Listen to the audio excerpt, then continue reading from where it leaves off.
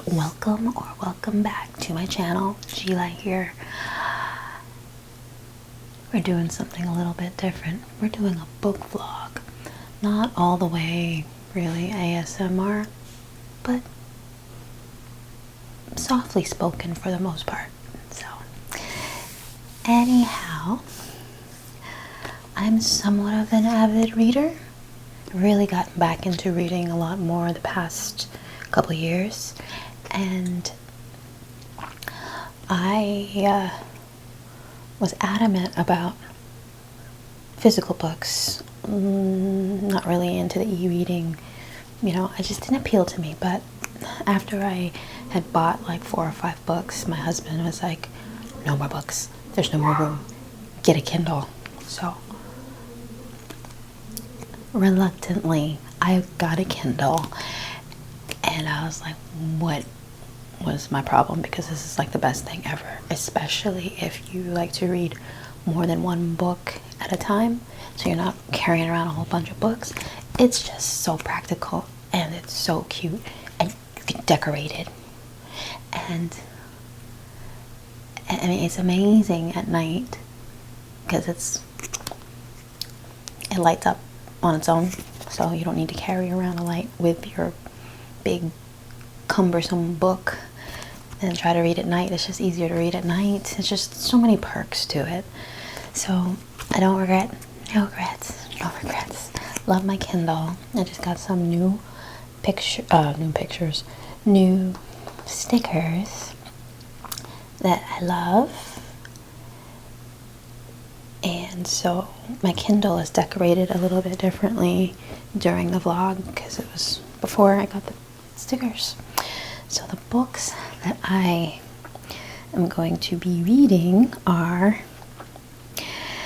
Hidden Pictures by Jason Recolleck, Perrin Manor by Lee Mountford, and The Watchers by A.M. Shine. I'm more of a horror moviegoer. I really like the horror genre in movies. Never been really of a horror book reader. No, just never. I don't know. Just never happened. And so I think these are pretty light, these 3 to start off with, because in theory, reading horror sounds like a fun idea for someone who even likes the genre, but my, and probably most of you's, imagination is so vivid. Is it a good idea? Do you really want to do that? I don't know. Maybe I'll have the courage to pick up a really, really creepy book, scary book, one that is really like all around, like everyone's like scared me to pieces, scared me to bits. So maybe we'll see how these go. It is Halloween right now. This is Halloween. It is Halloween. How appropriate is this? So yes, it is Halloween, and I'm finishing this up, and I will let you know how everything went.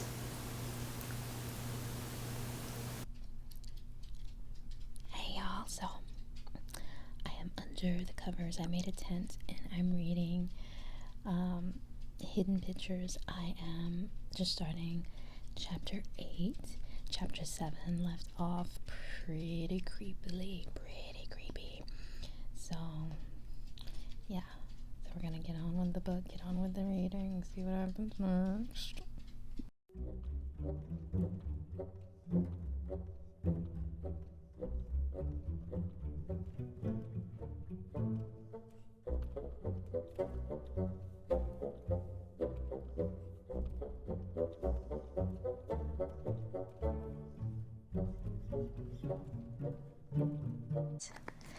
50% through this book, Hidden Pictures, and I am riveted. I cannot put it down. I can't wait to discover what actually is going on. So you know what that means. That means already when I can't put a book down, I can't stop thinking about it, 4 stars automatically. So our protagonist, Mallory, has been working as a nanny for Ted and Caroline, who's just moved to this neighborhood, to this place. And we discover that the child that she's nannying is a little, he's a little off, in that he has this imaginary friend, Anya, who Caroline now has come to the conclusion that she may not just be an imaginary friend. And there are things that she's witnessed and things that she's done herself on a hunch to come to this conclusion. So she's trying to get more proof, trying to figure this out, right? And it's so creepy. It's so weird. Little Teddy likes to draw pictures. He loves drawing pictures. His pictures are like cute little stick figure pictures of things that they do throughout the day, playing in the yard, things like that. And every so often, little imaginary friend Anya is in the photo looking so different from everything else because she looks so freaking creepy. Creepy, creepy, creepy. Mallory is a really good nanny. She gets along so well with Teddy, and she's intuitive. She notices that it's weird. It's really weird. But now what's happening is that all of a sudden, these pictures have gone from little stick figure pictures, and this isn't a gradual progression.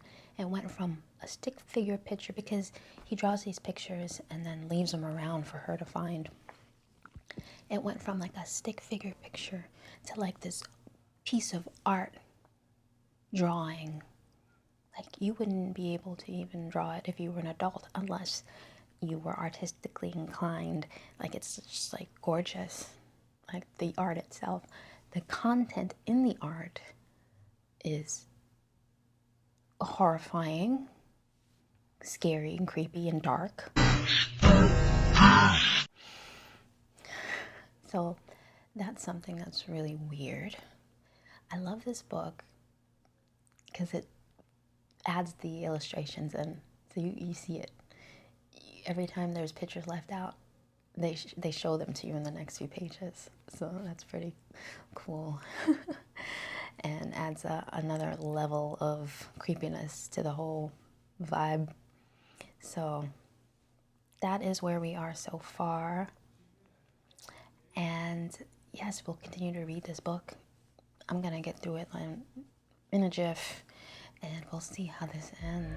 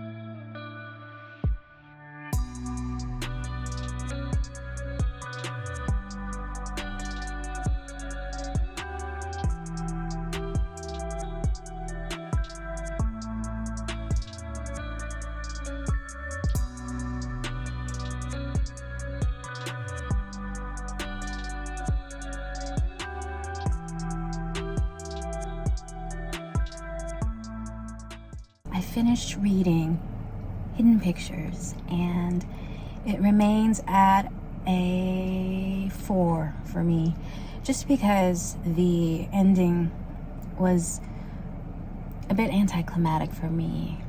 The big reveal was kind of like, yeah, okay.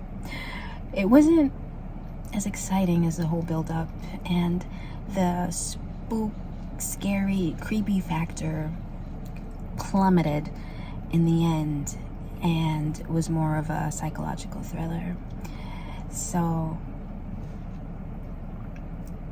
that is why I scored it the way I did. So I still recommend it as a good spooky read.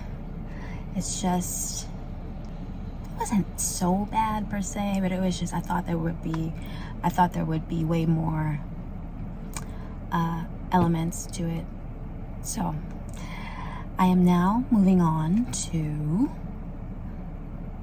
the haunted series, Perrin Manor. Ooh, ow. So I'm gonna get started with this book. Two sisters have inherited this manor, and once they move in, all kinds of spooky, scary shenanigans take place, you know, that comes with a haunted house. So I'm very excited to start that and freak myself out. And I'm going to try not to read it before bed, but you know I can never hold true to that, so it depends on how much of a grasp it has on me. We'll see.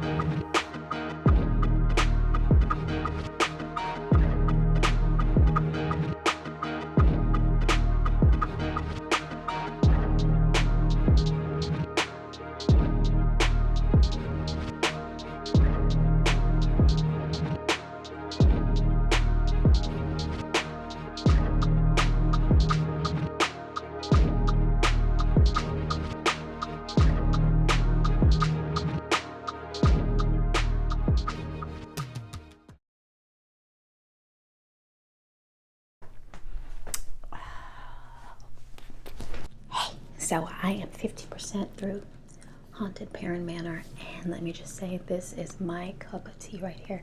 These paranormal, unexplainable, is it just my mind playing tricks on me type of occurrences is what freaks me, spooks me out, keeps me looking in the shadows at night, making sure there are shadows.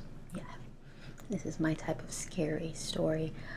I'm not really into things that are overly gory, and that doesn't really appeal to me too much, but things like this, yeah. So this story follows two sisters, Chloe and Sarah. Chloe is the eldest sister. Like I said before, they've inherited this manor. Chloe lived in the manor when she was like really young, too young to remember anything that happened. Sarah's a little younger. Sarah's now retired from the military. She has gone through some really devastating things while being in the military, which I think leaves her vulnerable. Chloe is a bit more skeptical of any kind of weird paranormal things that are attached to this manor because this manor has a history way back, like at different times, really weird, odd things going on, which they haven't really gone into detail yet about what really took place in the past, but it's starting to pick up. So let me just say the story did start off a little slow for me. Did leave some tidbits though, just to keep me invested, but overall in the beginning it seemed a little bit slow, but not so slow that I wanted to put it down or that I got completely bored with it. Not at all. Some of the writing can come across as redundant, and so far that's the only few things that I've noticed that I'm just like peeved about, or not even peeved, but just like, So now what's going on? Things are really starting to pick up, pace is starting to quicken. And this is the first reading blog I've done, but it's like I want to tell you things, but I don't want to give anything away. So I'm gonna have to figure out how to word things to keep you interested so that you may read it, but not give away too much so that I spoil it for you. So let's just say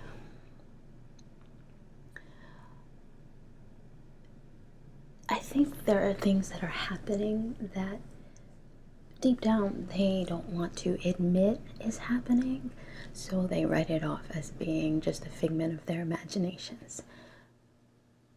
But they know something's not right. So the story follows Chloe and Sarah, who are sisters. Also who lives in the house is Chloe's husband Andrew and their daughter Emma. And she's really young. She's like a toddler. Andrew is not with it. He does not want to be in this place. He doesn't like that he didn't provide the place. I think some sort of macho shit. But I think anything that is a manor in my mind, if I myself have to stay in a manor, I'm gonna automatically think haunted even before starting to read this book. So they're all getting situated into the house, and they're slowly trying to make it their own. House is very old, not up to date, which is another reason why Andrew hates it or is not too thrilled about staying there. So they have this furnace down in the cellar, which is really old, and it's like a whole process to get it to steam and heat up the whole place. And it makes these weird screaming sounds. There's these pockets of cold air that they run into often, which is unexplainable. And then these like horrid smells that come out of nowhere. There's a few instances where they see something out of the corner of their eye and then it vanishes. There's also, they just found a key to, I think it's the top floor. There's some rooms that are locked. They just found a key.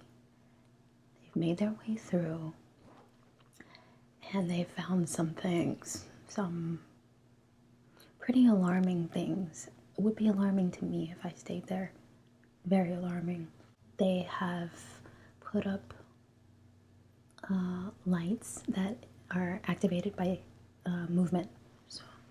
So I'll give this away. So there was one night when there's this banging. Oh yeah, there's been a couple of times where there's banging, and then they go to check and nobody's there, and the light sensors didn't go off. But when they go down to check, it still works because their movement triggers it. Spooky, scary skeleton. So another thing has happened is that Aunt Emma, the baby, whenever she sees a man, she'll say, "Man, man." She's at that age where she just is figuring things out and calls things what they are. So one night, just a tiny little bit of it's not even a spoiler, it's just something, I don't know. Let me just say, Emma's asleep one night in her room. She's in a separate room right next to Chloe and Andrew. And they were off in another room, and she was down for, I can't remember what time of the day it was, but anyway, she wakes up and Chloe sees her, and Chloe is watching her from the, the baby monitor, baby cam thing. And so she can see her and hear her, and she sees Emma point in the corner of the room and say, "Man." It's alive! It's alive!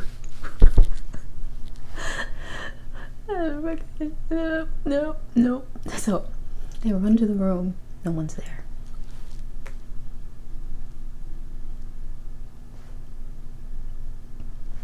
And then something happened with Sarah while she was in the bath.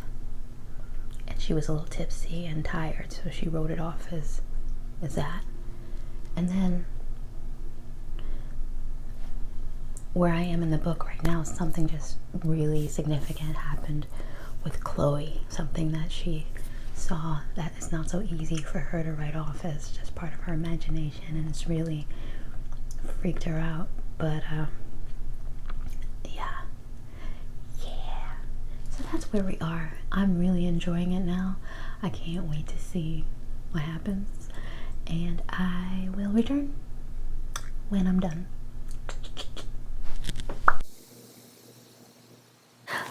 Okay. So I finished Perrin Manor, and it's dated a 4 for me.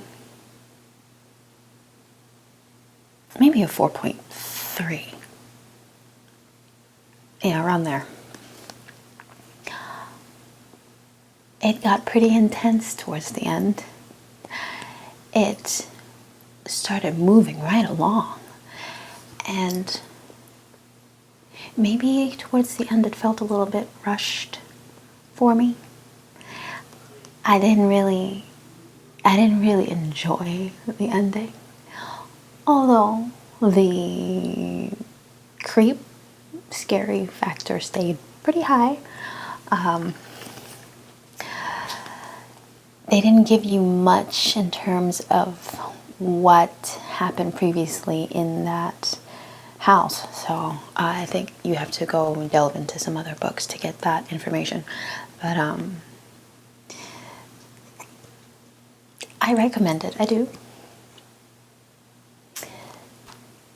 Just like the first book, I this is a better ending. It's a better ending than the first for me, but it's still kind of, I don't know what am I expecting. I'll know when I find it. How about that? Okay. The Watchers. I loved this book. Loved it. It's so strange because it's like everyone's taste is so different. There's a lot of people who loved it, a lot of people who didn't. I loved it. I loved how the author wrote. I love his style of writing. I thought it was very intriguing. It kept me enthralled. The pacing was great. It's really up my alley in terms of what is happening, what is The Watchers. So I love that it's being made into a movie.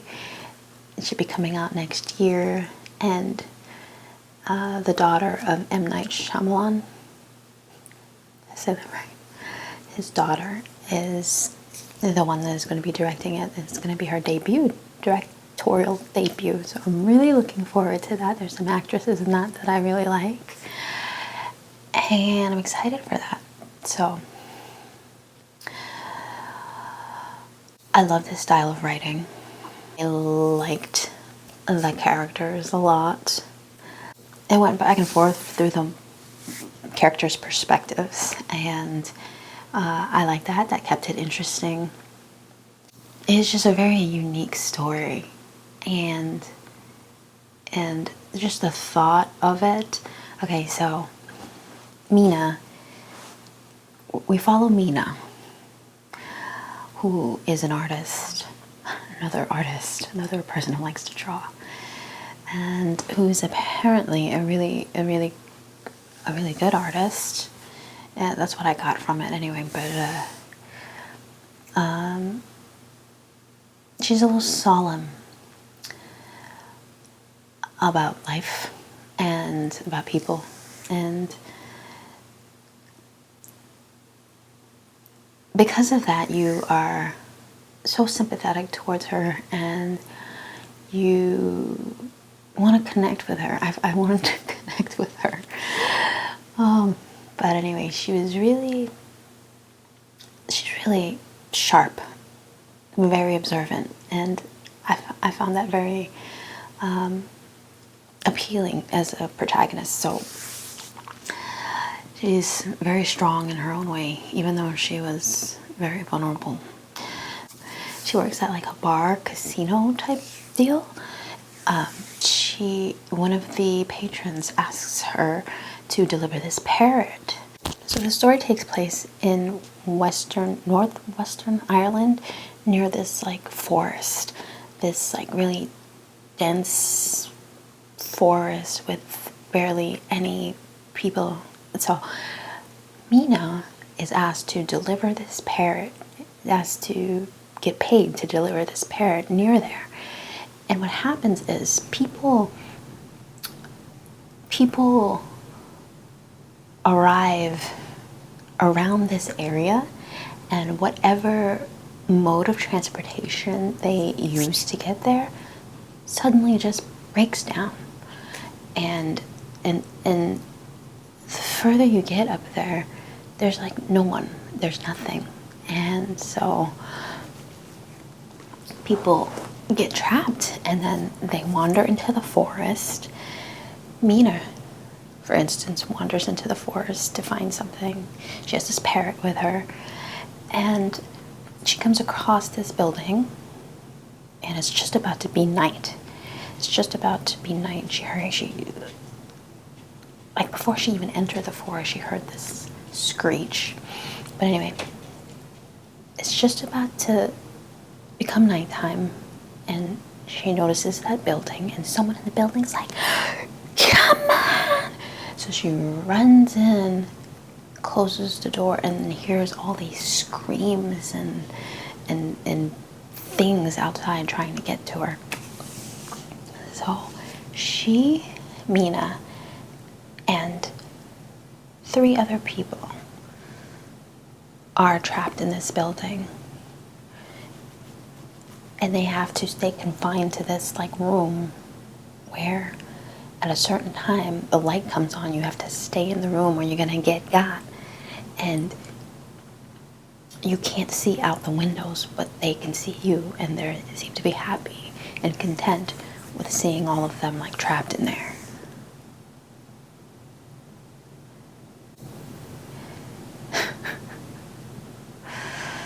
So there's this old lady, Madeline, who seems to be like the head of the little group. She's the oldest. She seems to know the most about the place. And then there's this young guy, Daniel, who's in there too, and she just seems so terrified of everything that's going on and terrified of Madeline. Then there's Ciara, she's this sweet,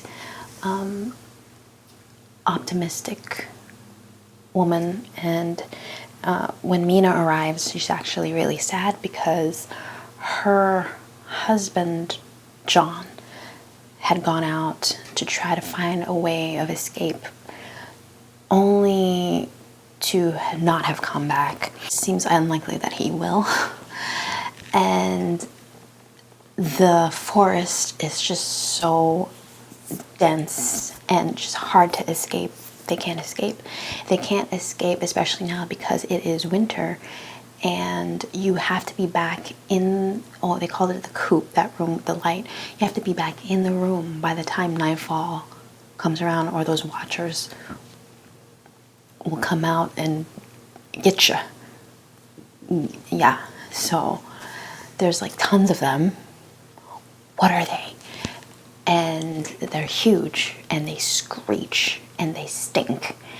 So that is a big dilemma. So now they're trapped in this building that is mysterious in itself and have to survive. And I loved the book. I give it 5 stars. This just, it wasn't, one of my favorite horror movie franchises is Insidious, so things like that terrify me. So this wasn't terrifying in that way. This got under my skin,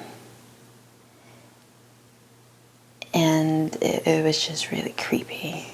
Like really creepy because it seems like something that could really be.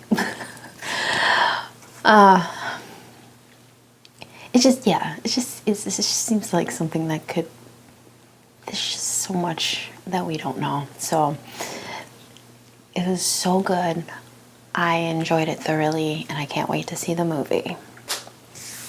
I highly recommend that you pick it up. Hopefully you will enjoy it as much as I do. And I am about to start reading the second book that he wrote because I love his writing, The Creeper. I really do. So we'll see. We'll see how that goes. Superstitions only survive if people believe in them. So, yay. That was the end of my first reading vlog. And that was really fun. And so I may do it more often. We'll see. I really enjoy reading. I'm also finishing up the ACOTAR series. Well, I'm finishing the 3rd main book, and it's a long one. But that's usually what I read, like fantasy and like thrillers, but not horror. And then